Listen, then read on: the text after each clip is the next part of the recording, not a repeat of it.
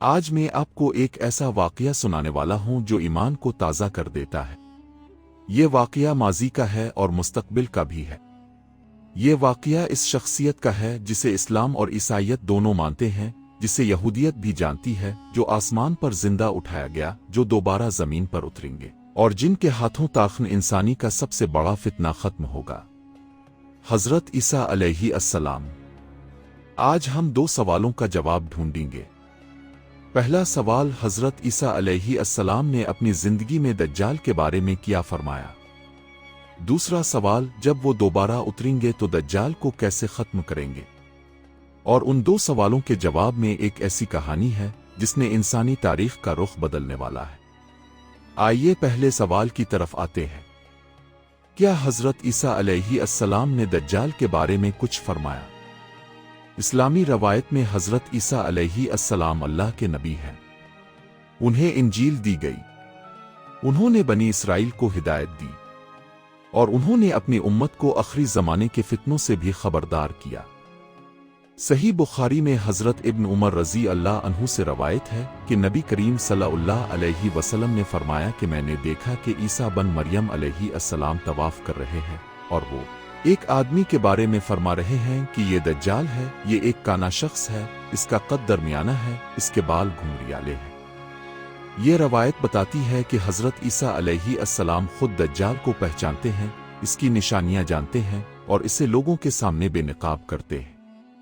اور انجیل کی روایات میں بھی، جو اصلی ہیں نہ کہ تحریف شدہ، یہودیوں کو خبردار کیا گیا تھا کہ ایک جھوٹا مسیح آئے گا جو لوگوں کو دھوکہ دے گا۔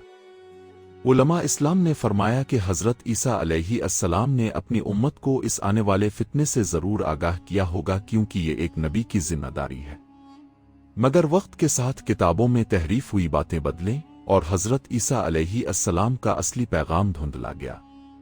اب دوسرے اور سب سے اہم سوال کی طرف آتے ہیں۔ جب حضرت عیسیٰ علیہ السلام اتریں گے تو کیا ہوگا؟ یہاں سے وہ سفر شروع ہوتا ہے جو انسانی تاریخ کا سب سے حیرت انگیز باب ہے۔ اس وقت دنیا کا حال کیا ہوگا؟ دجال اپنے 40 دنوں کے سفر میں ہوگا۔ اس کی فوج میں 70,000 یہودی ہوں گے۔ زمین کا اکثر حصہ اس کے قبضے میں ہوگا۔ لوگ بھوک اور خوف سے ہلکان ہوں گے، اور مسلمانوں کی ایک جماعت شام کے پہاڑوں پر محصور ہوگی، امام مہدی علیہ السلام کی قیادت میں، بے سر و سامان مگر ایمان سے بھرپور۔ یہ وہ لمحہ ہوگا جب دنیا اپنی سب سے تاریک رات میں ہوگی، اور پھر صبح کی اذان ہوگی۔ صحیح مسلم میں آتا ہے کہ جب مسلمان صبح کی نماز کے لیے کھڑے ہوں گے اور امام مہدی علیہ السلام تکبیر کہنے والے ہوں گے، اس لمحے آسمان سے ایک روشنی اترے گی۔ حضرت عیسیٰ علیہ السلام نازل ہوں گے۔ نبی کریم صلی اللہ علیہ وسلم نے اس نزول کی تفصیل بیان فرمائی، جو پڑھ کر آنکھوں کے سامنے پورا منظر آ جاتا ہے۔ وہ دمشق کی جامع مسجد کے سفید مشرقی مینارے کے پاس اتریں گے۔ زرد رنگ کے 2 کپڑے پہنے ہوئے ہوں گے۔ ان کے دونوں ہاتھ 2 فرشتوں کے بازوؤں پر رکھے ہوں گے۔ جب وہ سر جھکائیں گے تو پانی کے قطرے ٹپکیں گے، اور جب سر اٹھائیں گے تو وہ قطرے موتیوں کی طرح بکھریں گے۔ یہ منظر ہے اس ہستی کے نزول کا جسے اللہ نے دجال کے خاتمے کے لیے چنا ہے۔ اب امام مہدی علیہ السلام پیچھے ہٹیں گے تاکہ حضرت عیسیٰ علیہ السلام امامت فرمائیں۔ مگر حضرت عیسیٰ علیہ السلام ہاتھ سے روکیں گے اور فرمائیں گے کہ نہیں، اقامت تمہارے لیے کہی گئی ہے، تم ہی آگے ہو۔ اور وہ امام مہدی علیہ السلام کے پیچھے نماز پڑھیں گے۔ یہ وہ منظر ہے جو اسلام کی عظمت کو بیان کرتا ہے۔ حضرت عیسیٰ علیہ السلام اللہ کے جلیل القدر نبی نماز میں ایک امت محمدیہ کے امام کے پیچھے کھڑے ہوں گے۔ یہ اس بات کی دلیل ہے کہ وہ نبی محمد صلی اللہ علیہ وسلم کی شریعت پر نازل ہوں گے اور اسی پر عمل کریں گے، اور نماز کے بعد وہ دجال کی طرف بڑھیں گے۔ یہ وہ لمحہ ہے جس کا دجال کو بھی علم ہے۔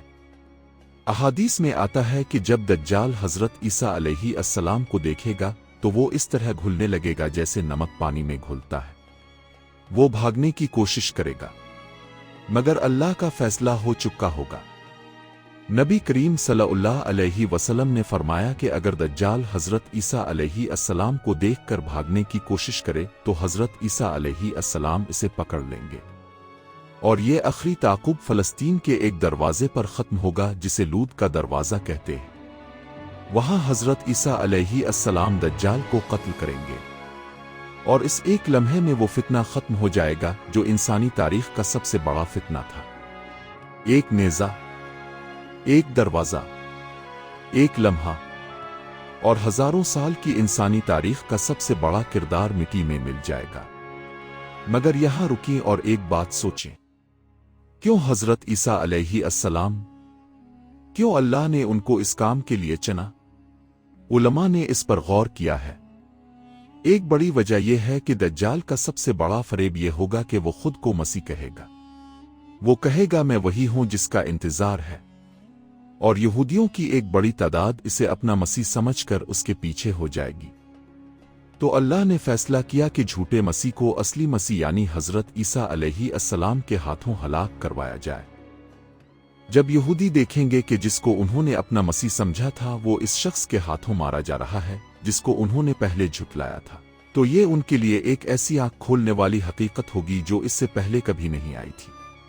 اور دوسری وجہ علماء نے یہ بتائی کہ حضرت عیسیٰ علیہ السلام کو یہودیوں نے سولی پر چڑھانے کی کوشش کی تھی مگر اللہ نے انہیں آسمان پر اٹھا لیا۔ اب وہی حضرت عیسیٰ علیہ السلام واپس آ کر اس جھوٹے کو قتل کریں گے جو ان کی پہچان استعمال کر کے لوگوں کو دھوکا دے رہا تھا۔